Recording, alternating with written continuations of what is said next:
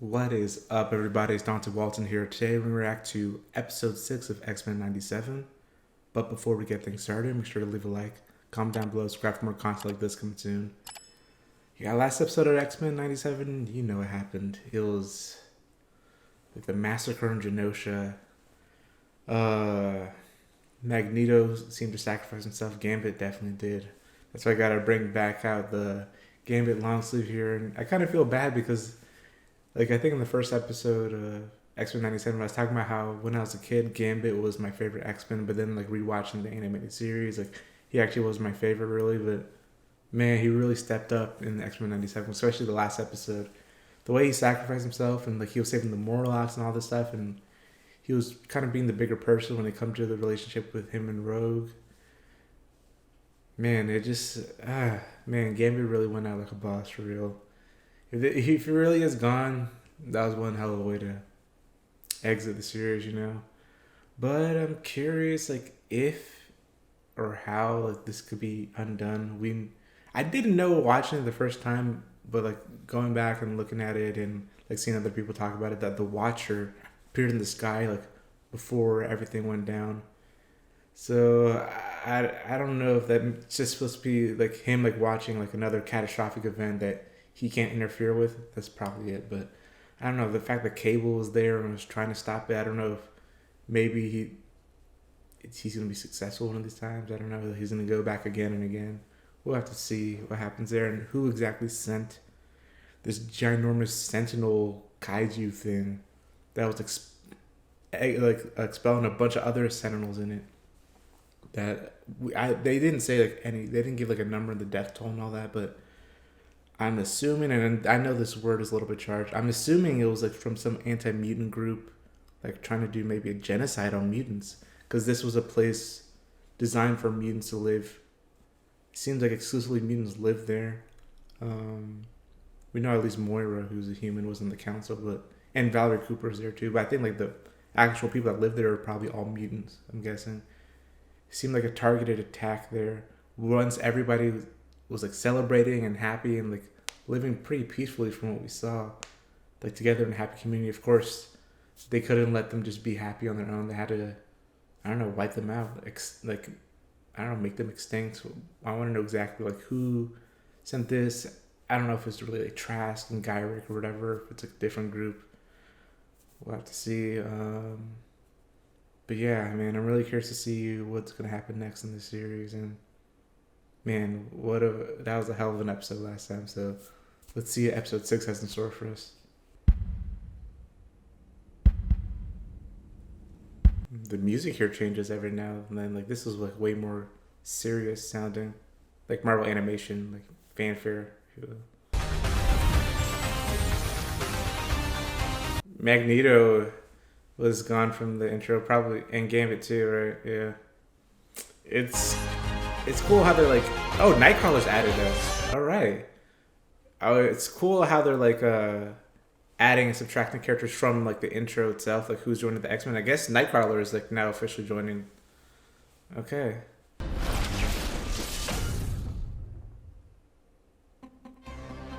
All right, with Lifedeath Part 2. Okay. So we might not see the immediate aftermath of the whole Genosha thing. Yeah, this is already starting off not where I expected with alien stuff. The Shi'ar, right? Okay. How's this gonna tie into Storm's story? Oh, Creed. I don't know if we ever saw that in the 90s show. Stand free. Oh, Ronin, right? Shall not thwart the will of the supreme intelligence. Whoa. Victory Oh, these for guys. the Imperial Guard! I remember him, Gladiator, right? A million pardons, Your Highness. You dare interrupt my glorious moment? Oh, it's your sister, the Empress. I wonder what's going on with her. My dear Oh. sister. 1 year ago, we offered the skills of our mighty Yeah, hero. for Professor X. Oh, is he doing better? Professor X? This man helped spare Yeah. the entire universe. This man has unlocked the secrets to my heart. They're getting married, aren't they? Your Empress is to be married and our empire shall welcome a new emperor. Oh, he's walking. I'm assuming that's... Professor Yeah, okay. Charles Xavier. Yeah. Wow, okay. This is a weird change of pace from last episode already. Space wedding, okay. I pray our act of performative jingoism erased any concerns over my heritage. So what? He's just... What about Earth? Like, he needs to know what happened to all those mutants. I wonder if he hears about that, if he'll come back to Earth. But I don't know. Once we crush the Kree, an educator such as you can teach them our ways. So, sounds like they're conquering. Okay. Wasn't aware my X-Men and I were playing make-believe. Much like my legs in this armor's exoskeleton. Oh, okay, so that makes more sense. The virtue of a teacher lies in showing their students how to walk on their own. But only if he is sure there are no more lessons he can teach them. Professor X, come back. They kind of need you on Earth. Why bother? He's a liar, traitor, cost you everything. Yeah, what's up with this thing? Like, I'm guessing it's like her subconscious, right? Because it's like her voice. Forge made his bed, let him die in it. All lives deserve saving, even his. It's like the angel and the devil. Whoa. Whoa. Trippy. I do not fear death. I know. That's why you rush to play dead. You fear living. Huh. Look at your family, who you follow. Whoa. Forge didn't rob your gifts. You had already renounced them. Like, I'm guessing this is like a physical demon or creature because it bit Forge, but also it's like a manifestation of her consciousness or her subconscious or something. Whoa, you can imagine. Okay. Interesting. Depart to the desert, demon! I don't really remember usually seeing like people with mutant abilities also using like mystic arts and all that, so it's cool like to be able to utilize like different aspects of power, you know. So I wonder if he's encountered this adversary before. Mom practiced desert magic. Some of it sunk in, despite my best efforts. Careful. She wrote about a cacti, the midnight chala. Grows in nearby caves. I can show you the way. You are too weak. Tell me where to go. If this nastiness gets worse while you're gone, I don't want to be alone. Then we ride together, my love. Wow. These two different love stories like are interesting juxtaposition. A union with the Terran would bind the Shi'ar into alliance with his inferior homeworld. I respect you speaking the quiet part out loud. Your Empress and I decide alliances, as well as which world we call home. It's weird seeing like Professor Xavier go along with like this whole empire and like all like the space politics and like conquering and the space wars and all that. He didn't seem like that type of... Didn't seem like the type of person to really be part of this sort of stuff. A non-Shi'ar pass a test of loyalty in order to wed a royal. I finished that volume my second day here, Deathbird. A challenge of my own choosing. Then choose. You must renounce Earth and erase all memory Oh, of your what? life there. What? Charles Xavier must purge all memories of Earth, and you, dear sister, must be the one to do it. What? Please don't. I get you love her, Professor, but just... I don't know if it's worth it. To bind various cultures into one for the sake of galactic peace and harmony. How Rudyard Kipling of you. I do not know this Kipling. A Terran? What's up with their disdain to Earth? It's kind of messed up. Those inferior Terrans. Idealism is also a sign of insanity. I have a very old and very dear friend on Earth who would agree with you. If only you knew what happened to him. Yeah. On Earth, you fought tirelessly to be tolerated and were nearly killed for it. Why remember? Why not let go? You saved my life. Gave me a home, a new future. Your devotion is beyond measure. Perhaps it is time to show you mine. I still hope he doesn't erase his memories. That's like erasing like who you are in a way, you know? Especially like that's gonna be basically all of his life, all his memories of Earth. Okay. I heard the adversary telling you to let me die. Okay, so you can hear that too. Okay, it's not just in her head. Before I lost my gifts, I told a friend, my sister, that I often wondered about being human. No matter how many I saved, my mutant gifts inspired twice as much hate and humanity. In a way, your machine failing is a blessing. It's like, are they willing to give up who they are? Charles with his memories and Storm with her mutant powers. I know how you feel about tight spaces. Yeah, her claustrophobia. Do you renounce all memories of Earth, of your life there? I do. Ah, no. But how do they know if she really did scrub the memories or not? Couldn't they fake it somehow? I don't know. Is there a way to check? Maybe they could check memories with, especially with like the Kree technology and all that. But I don't know. What you ask of him is no small burden. He seeks to ally us with Earth. My God, you are dramatic. How can we entrust our mighty empire to a ruler descended of simians? Have our blood mixed with his inferior freak fluids? My God. This Xavier is not even a pure Terran, a lower caste, a mutant. I hate these people. Supremacist, xenophobic. Oh, okay, Gladiator is standing with. I wonder who he'd side with, but yeah, he's standing with Lilandra. Well, is he basically Superman? His like power set? Okay. I guess I didn't really remember that. I have forgotten my greatest gift. Hear me. To inspire others? Is now in session. Yeah, be the professor. They're literally in desks. Okay. It is time for today's lesson.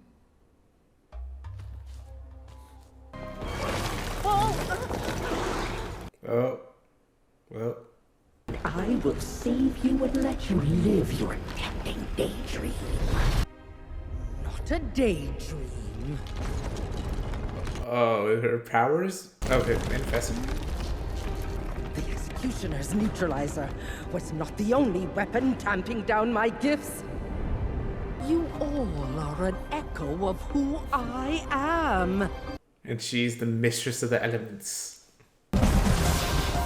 So let them Oh, hell thunder, yeah, Storm. for I am lightning. Oh, that's so cool. So it had like some sort of subconscious element to it too, right? Like in a way, her own subconscious was like blocking the abilities re-emerging. Look at that, the view from space. See, oh man, look at that. Oh, look at the outfit. Oh, the black outfit. I love it with the crown on. Alright, that's a cool way to do the outfit change. And she's back to the long hair. I don't know how the hair changed, but okay. I'm just thinking about it right now, but it's cool. Maybe that's part of the mutant ability. Or maybe that's just how she's viewing herself. Maybe, I don't know. I just saw I thought I just saw flashes like another face for a second, but maybe it's the lighting. What are demons but reflections of our fears and shame? Things we bury within us, even as they poison our hearts. We finally heal our Alright, that's fast acting. by embracing it. Nations refusing to allow mutants displaced by the... What are they gonna think about this? This, as rumors swirl, that Genosha is the opening salvo in the long-feared evolutionary war. Storm could have. She's like another Omega level mutant. That I wonder if things would have been different if she were there or not. I don't know. Maybe she would have been wiped out too. I don't know. Power of your empire is in truth a harvest of stolen worlds. You strike at the knees and claim you can help them walk again. but only if they assimilate, submit. All right, I was going to say, like, why would Charles go along with this? So, The Shi'ar Empire is a snake oil Oh, rabbit. damn. That for me to be more, you must be less. Your existence against mine. Yeah. Why? Says who? Who made up these silly rules? Coexistence is messy. Thus my love for education. For my X-Men, the universe is very old, and all of us very young, born of ancient stardust, and all children of the atom. Heavens, no! Whoa. Whoa, selling. Whoa. What is going on? No! No! They were dancing, drinking wine, making love! How's he learning about all this? Did someone like else come into the astral plane and like show him all this? Whoa. What just happened there? I must return to Earth immediately. But we've nearly convinced the council. It doesn't matter.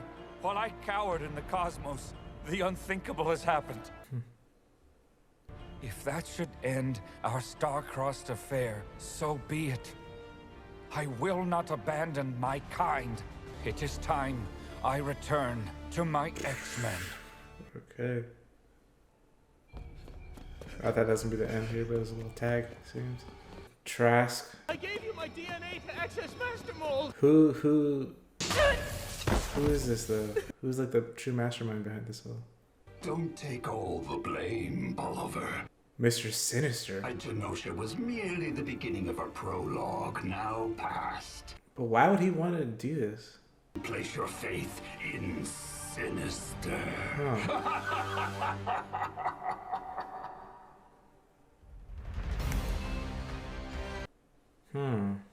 Interesting.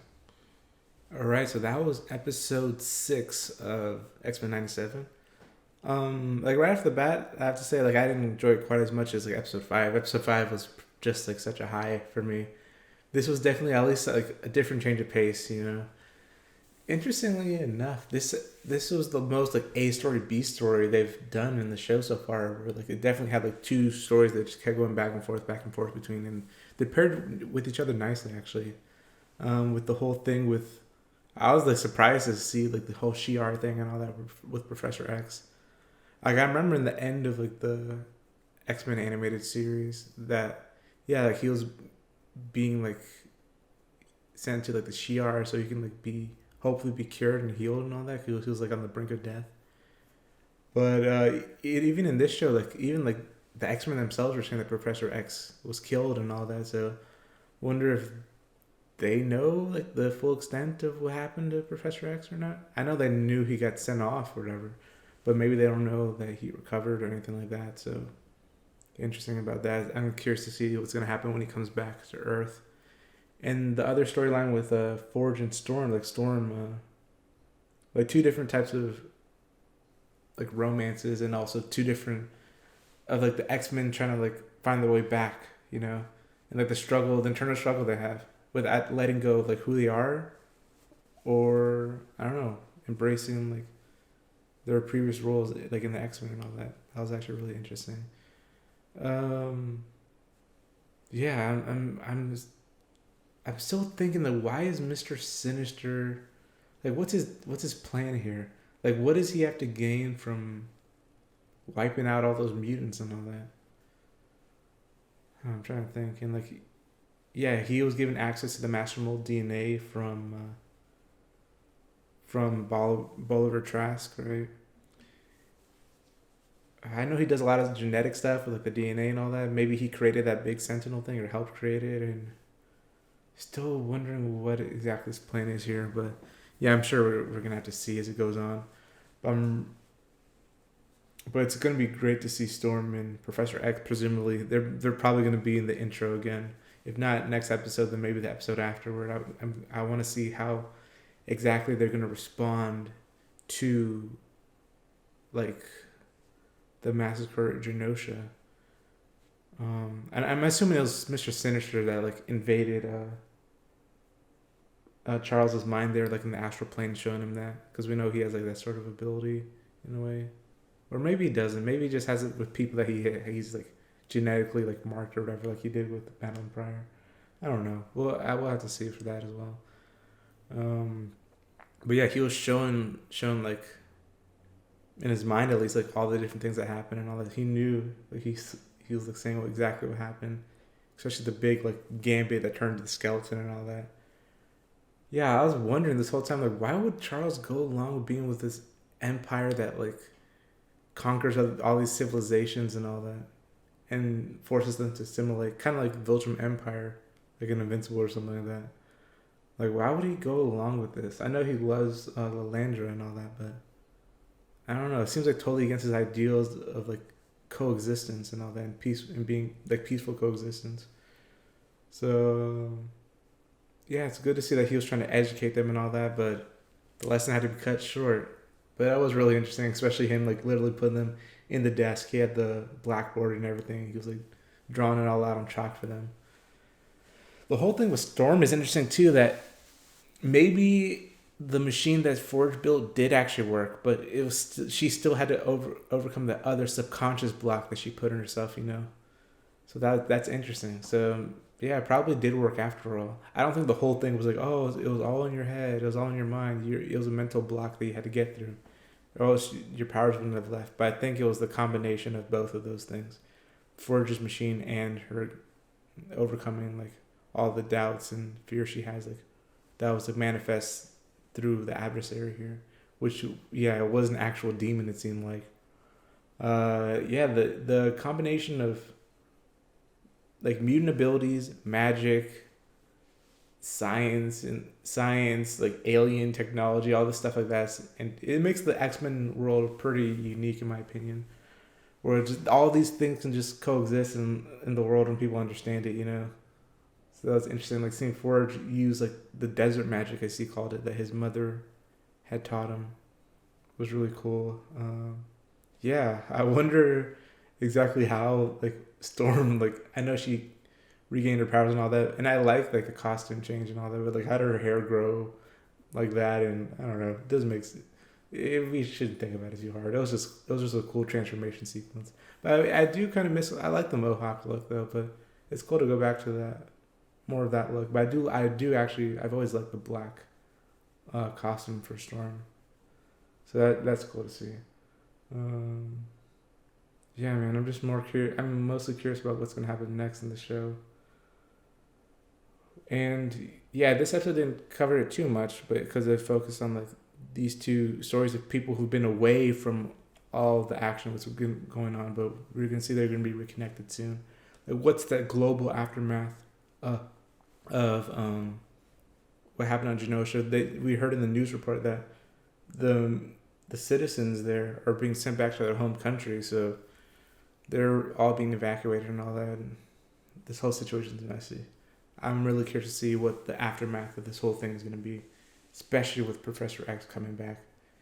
And I'm assuming the world's going to know that he didn't actually die, right? Or I don't know. We'll have to see. But leave any thoughts you have on this episode or my reaction in the comments down below. I'll catch you all next time. Bye.